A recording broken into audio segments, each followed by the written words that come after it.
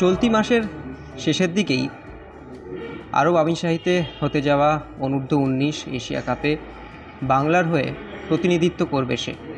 তার আগেই অনূর্ধ্ব-19 কুচবিহার ট্রফিতে যার ঝোড়ো বোলিংয়ে কার্যত চুরমার চেতেশ্বর পূজারার সৌরাষ্ট্র, দুদিনে 8টা উইকেট। আমার সঙ্গে এই মুহূর্তে রয়েছেন যুধাজিৎ গুহ। রণদীপ বসু, অশোক দিন্দার পর আক্ষরিক অর্থে বাঙালি জোরে বোলারের যে অভাব, সেই পথেই যেন আলো দেখাচ্ছে যুধাজিৎ। তবে তার আরও একটি লাইন তার সঙ্গে না যুক্ত করতে পারলে বোধহয় সম্পূর্ণটা হবে না।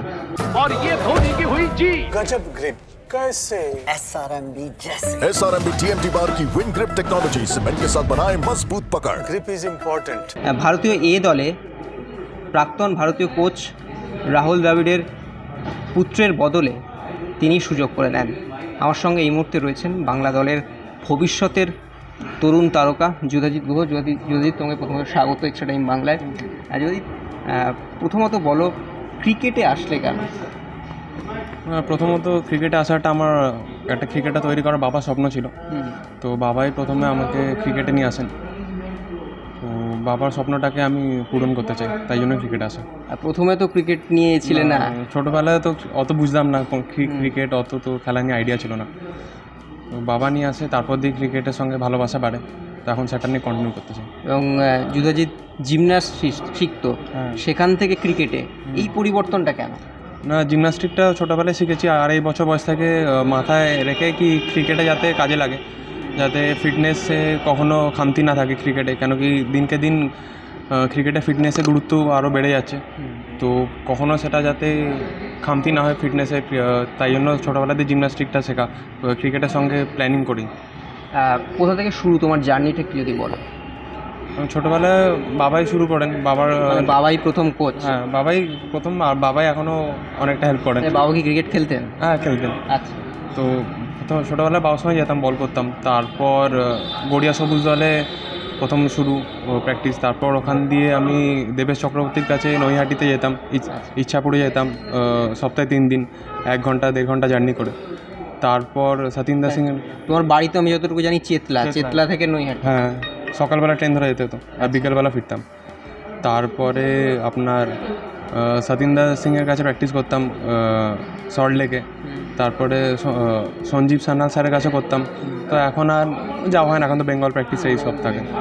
তো সেক্ষেত্রে এই মুহূর্তে দাঁড়িয়ে তুমি এশিয়া কাপ খেলতে যাবে, তো লক্ষ্য কী রয়েছে ভারতীয় দলের জার্সি? লক্ষ্য তো একটাই, এশিয়া কাপ দেশকে জেতানো, দেশের ভালো খেলা। তার থেকে আনন্দের তো কিছু হতে পারে না। দেশকে ম্যাচ জেতানো, দেশকে ট্রফি দেওয়া, এটাই তো লক্ষ্য। বাবা কি করেন? বাবা তো খেলতেন বলতেন। বাবা আমি ট্রান্সপোর্টের বিজনেস। আচ্ছা, বাবাই কি ক্রিকেটার হওয়ার স্বপ্নের পথে এগিয়ে দিয়েছিলেন? একদম, সেই নিয়ে কোনো সন্দেহ নেই। মানে বাবা তো ক্রিকেটার হতে চেয়েছিলেন, সেটা হয়তো কোনো কারণবশত হয়নি। সেটা হতে পারে, অতটা আমি করবো না, কিন্তু বাবার স্বপ্নটাকে পূরণ করতে চাই। আচ্ছা, বাবার স্বপ্নটা পূরণ করতেই এই জার্নিটা শুরু? একদম, শুরুটা ওখান থেকে। আচ্ছা, জোরে বোলারের কথা হচ্ছিল, অশোক দিন্দা, রণদীপ বসু, এদের সঙ্গে কখনো কথা হয়েছে? মানে হ্যাঁ, রণ স্যারের সঙ্গে কথা হয়েছে, ডিন্ডা স্যারের সঙ্গে কথা হয়েছে। তারা কীভাবে টিপস দেন?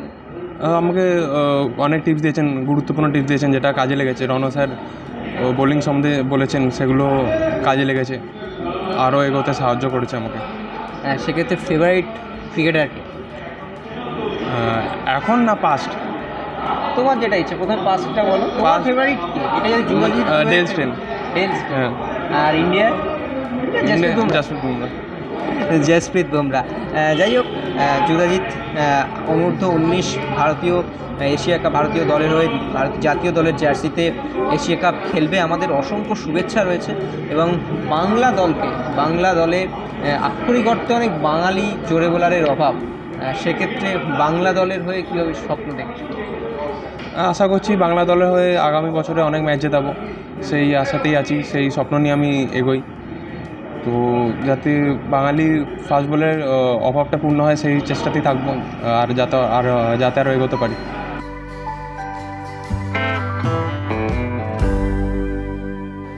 আর যুধাজিৎকে যিনি আরও ধারালো করে তুলছেন, তিনি সৌরাশিস লাহিড়ী। অনূর্ধ্ব-19 কুচবিহার ট্রফিতে বাংলা দলের কোচের দায়িত্বে রয়েছেন। ছাত্রকে পাশে বসিয়ে দিন দরাজ সার্টিফিকেট দিলেন গুরু সৌরাশিস লাহিড়ী। এভাবেই গুরু শিষ্যের মেলবন্ধন এক ফ্রেমে ধরা রইল এক্সট্রা টাইম বাংলার ক্যামেরায়। যুধা বিগত কয়েক বছর ধরে বেশ ভালো করছে, আন্ডার-19 লেভেলে খুব ভালো করছে। ঘটনাচক্রে আমার সাথেও ও আন্ডার NCAতে আমার সাথে আমরা একসাথে কাজ করেছি। So he is very impressive. প্রত্যেকটা ম্যাচেও ক্রমাগত উন্নতি করেছে। তারপর অনূর্ধ্ব-19 অস্ট্রেলিয়ার বিরুদ্ধে সিরিজটাও খেলেছে, খুব ভালো করেছে। তো ভালো যে তুমি যেটা বললে যে একটা বাঙালি ছেলে যখন উঠে আসে বাংলা থেকে, তো সেটা খুবই ভালো বাংলার জন্য। এবং আশা করি যুধা যে ফোকাস, যে হার্ডওয়ার্ক করে আজ এই জায়গায় পৌঁছেছে এবং সেখানে ও just he will continue the same. And obviously ওর মতো ফাস্ট বলার আমাদের বাংলায় দরকার, কারণ অবভিয়াসলি আমরা জানি আকাশ, মুকেশ, সামি এখন সবাই ন্যাশনাল ডিউটিতে ব্যস্ত। তো এরকম একটা ফাস্ট বলার যত তাড়াতাড়ি উঠে আসবে আমাদের বেঙ্গল ক্রিকেটের জন্য ভালো। তো আশা করি he will serve Bengal for a long time and আগেও আগামী দিনে হয়তো দেশকেও রিপ্রেজেন্ট করবে।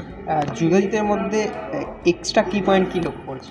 খুব ভালো ছেলে, খুব ডেডিকেটেড, ভেরি হার্ডওয়ার্কিং এবং সবথেকে খুব ওবিডিয়েন্ট। ওকে তুমি যেটা বলো সবসময় শোনে, এটা খুব ইম্পর্টেন্ট। ও খুব শান্ত, ওর ফোকাস খুব ভালো, ওর ওয়ার্ক এথিক খুব ভালো।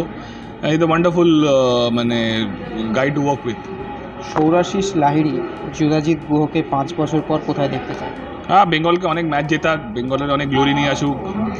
অবভিয়াসলি সেরা যদি করতে পারে অবভিয়াসলি সুযোগ পাবে আগামী দিনে আরও বড় ক্রিকেট খেলা, সেখানে ভালো করুক এবং আলটিমেটলি দেশের হয়ে খেলুক।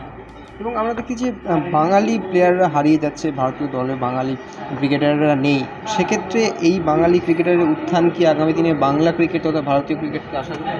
হ্যাঁ, নিশ্চয়ই। দেখো, হারিয়ে যাচ্ছে কথাটা I don't agree with that, but হ্যাঁ, যত বাঙালি ছেলেরা ভালো করবে, বাংলা যত ভালো করবে, তত আমরা অবভিয়াসলি বাংলাভাষী এতদিন বাংলার হয়ে আমরা সার্ভিস দিচ্ছি, তো অবভিয়াসলি আমরা চাইবো বাংলা থেকে যুধার মতো আরও যুধার সাথে আরও অনেক ভালো ভালো ছেলে উঠে আসুক, যা আগামী দিনে বাংলাকে তত দেশকে গর্বিত করবে।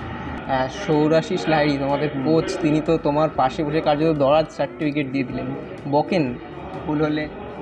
স্যার এমনি খুব মানে ছাড় দেন প্লেয়ারদের, মানে স্যারের সঙ্গে কাজ করা একটা প্লেজার। আচ্ছা, স্যার অনেক হেল্প করেছেন। প্রতিটা প্লেয়ারের সঙ্গে আলাদা করে কথা বলা, মানে স্যারের মতন কোচ পাওয়া খুব ভাগ্য করে কোচ পেয়েছে স্যারের মতো। মানে স্যার কি টিপস দেন?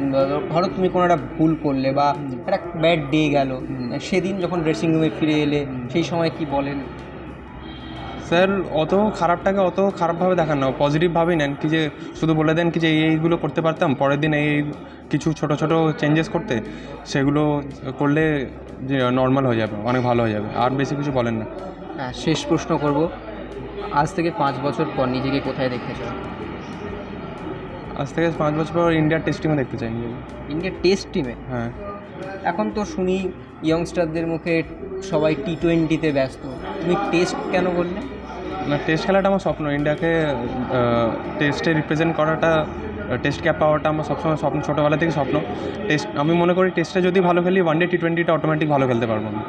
একদমই তাই, একটা নতুন গল্প বলা গেল। আমরা জানি যে ইয়ং জেনারেশন মানেই T20, IPL সেই সমস্ত কিছুতে মুখিয়ে থাকে, কিন্তু যুধাজিৎ আগামী দিনের বাংলা দলের এবং আগামী দিনে হয়তো ভারতীয় দলেরও তারকা বোলার হতে চলেছেন, নতুন সেনসেশন হতে চলেছেন। তার কিন্তু লক্ষ্য ভারতীয় টেস্ট দলের ক্যাপটা পাওয়া। আমরাও তার শুভকামনা করি ভবিষ্যতের, এবং তিনি আরও এগিয়ে যান, এটাই কামনা করি। ইডেন গার্ডেন্স থেকে Aritra Basu, extra time Bangla. Thank you, welcome.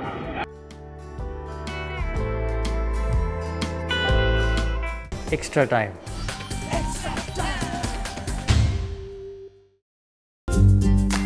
Latest news আর এক্সক্লুসিভ ভিডিওর সঙ্গে আপডেট থাকতে এখনই সাবস্ক্রাইব করুন আমাদের ইউটিউব চ্যানেল। বেল আইকনে ক্লিক করতে ভুলবেন না যেন।